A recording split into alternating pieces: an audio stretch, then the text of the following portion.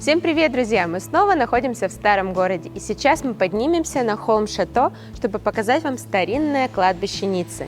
Оно известно своей архитектурой, могилами знаменитых личностей, а также прекрасными видами на город. Будет очень круто, ставьте лайки, ни в коем случае не переключайтесь. Поехали! Перед нами вот такой вот лабиринт, по которому мы сейчас будем забираться.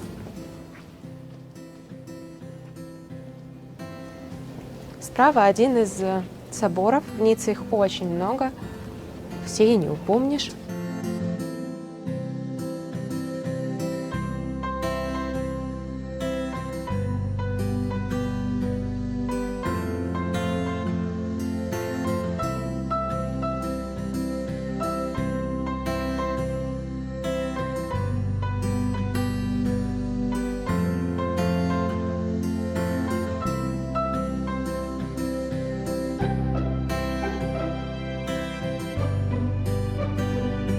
Снова очарование Италии. Посмотрите, виноградник оплетает дом. Как будто мы в Италии, но мы в Ницце, в самом ее центре.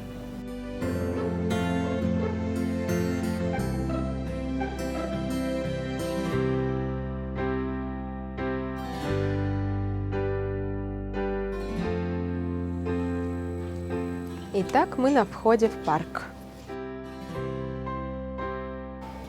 Не могу не повториться, деревья как будто из сказки. С такой массивной кроной, которая только наверху. Она как будто облачком ложится на дерево.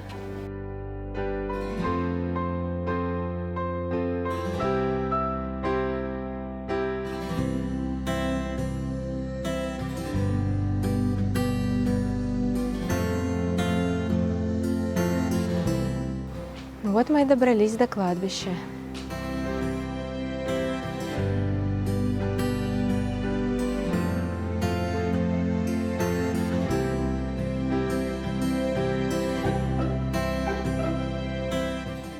Посмотрите, как раньше выглядел холм Шато. Это была настоящая крепость, и до наших дней остались лишь ее фрагменты. И кладбище располагается вот на территории бывшей крепости, где некогда были жилые кварталы.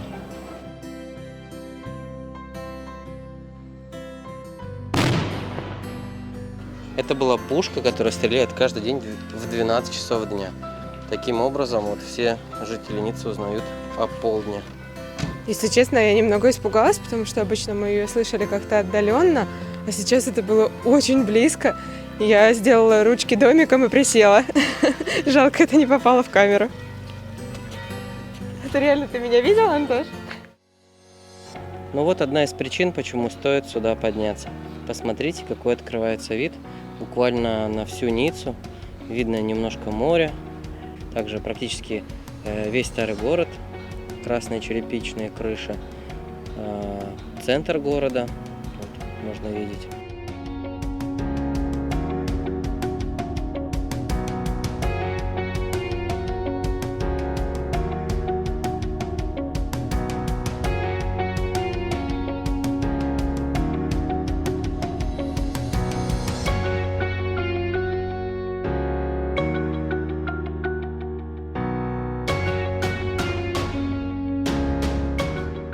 В центре кадра вы сейчас можете видеть отель «Виктория», а рядом с ним находятся развалины древнеримского города. Ставьте лайки и пишите в комментариях, если вы хотите увидеть видео про эти развалины.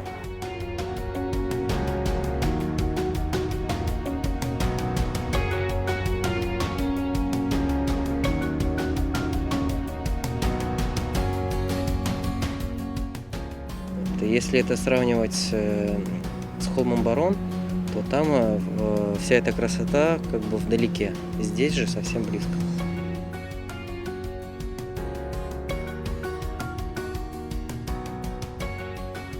И даже в этих широтах листики на некоторых деревьях желтеют и опадают. Вот такая осень. Вот остатки какой-то древней римской постройки, всего лишь 2 колонны. Все вместе это создает такую какую-то немного таинственную атмосферу. А вот и вид на холм Барон. Ролик про этот холм вы можете найти на нашем канале.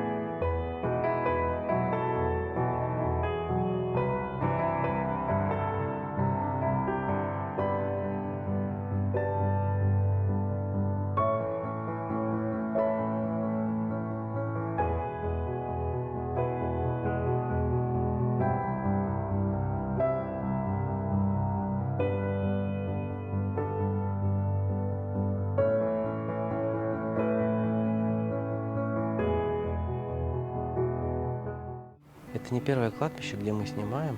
В отличие от того кладбища, здесь все-таки атмосфера немного давит. У этого кладбища более печальное настроение. Здесь действительно передается атмосфера трагизма, связанная с кончиной людей.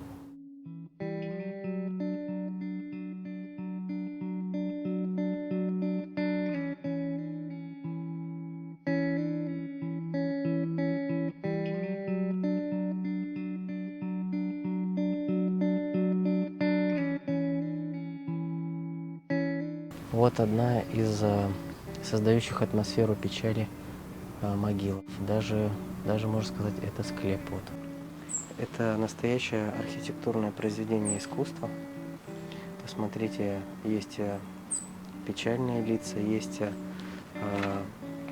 такое изображение, как накинутое вуалью, но под ним виднеется череп.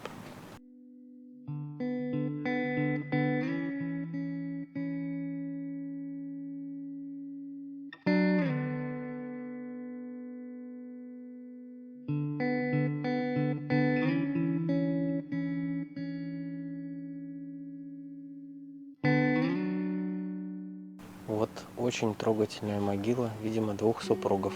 Вы можете видеть рукопожатие женской и мужской руки.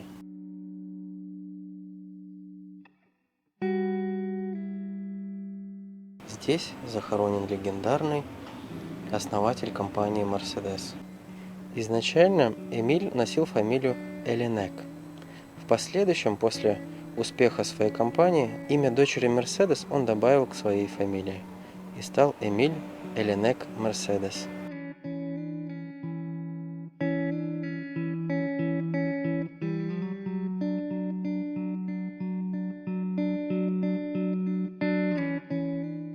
Сейчас прекрасно можно видеть многоуровневость этого кладбища.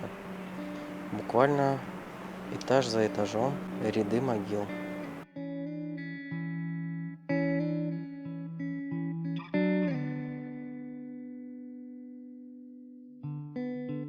Сейчас есть уникальная возможность увидеть, как происходит до захоронения к этим могилам. Вот рядом с могилой вырывается яма и открывается дверь.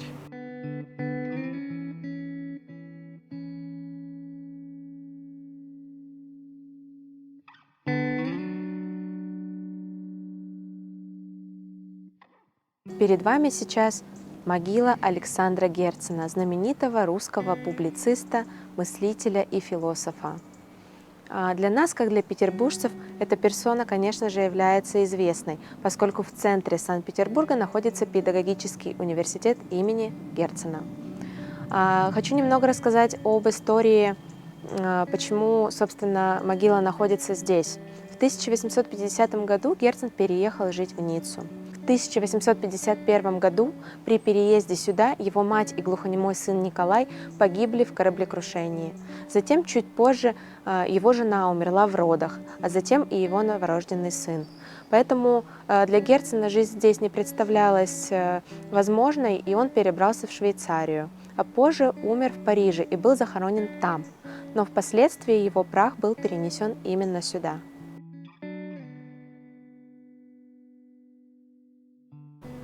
На могиле известного русского революционера изображены часы с крыльями. Посмотрите, насколько это символично. Всего через 47 лет после его смерти в Российской империи случилась революция. В том числе революционеры были вдохновлены работой Александра Герцена.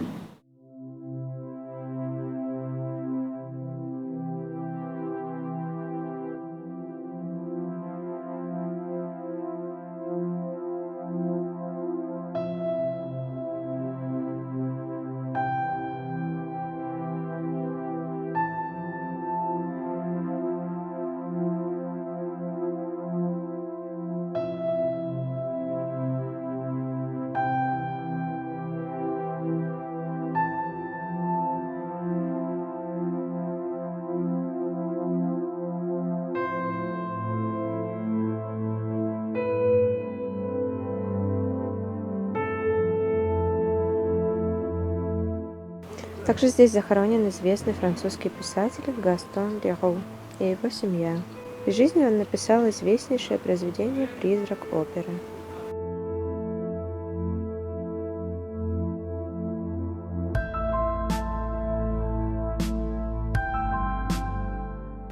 Обратите внимание, какое количество захоронений на каждой могиле. Это, на мой взгляд, такое утилитарное решение, которое позволяет экономить место на кладбище.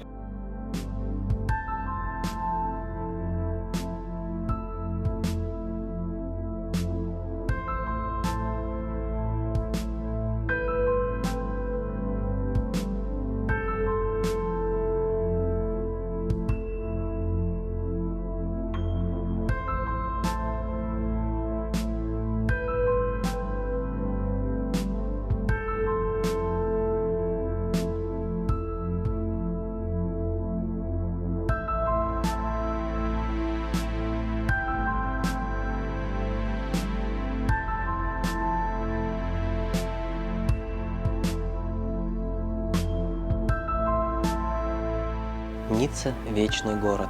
Меняются эпохи, проходят века, он остается прекрасным. Где, как ни здесь, ощущается эта вечность и красота. Это очень монументальное, впечатляющее, красивое место, несмотря на то, что это кладбище.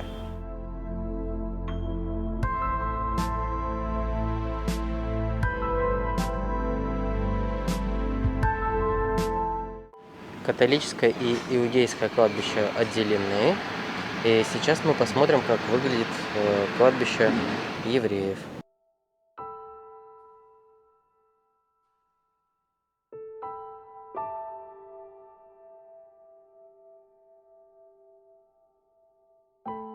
Посмотрите, какое интересное захоронение. Видимо, это был какой-то промышленник. Самолетик, машинка, ниже поезд, грузовой причем.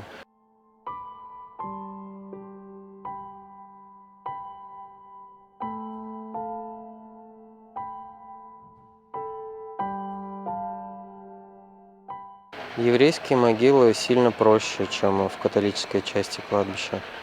Большая часть могил вот просто такие плиты на земле.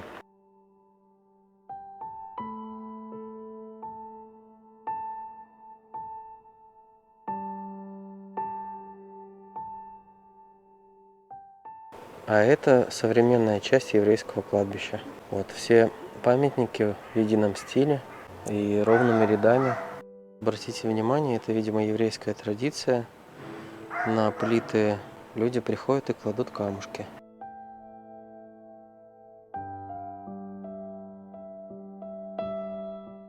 Холм-Шато снова нас удивил и, можно сказать, покорил. Это прекрасное место для туриста. Не стоит воспринимать это место лишь только как кладбище. В первую очередь это интересное историческое место. Если вам понравилось, ставьте лайки, подписывайтесь на канал и смотрите наши новые ролики. Переходите по ссылкам в описании и выбирайте экскурсии для себя. Всем пока, до новых встреч!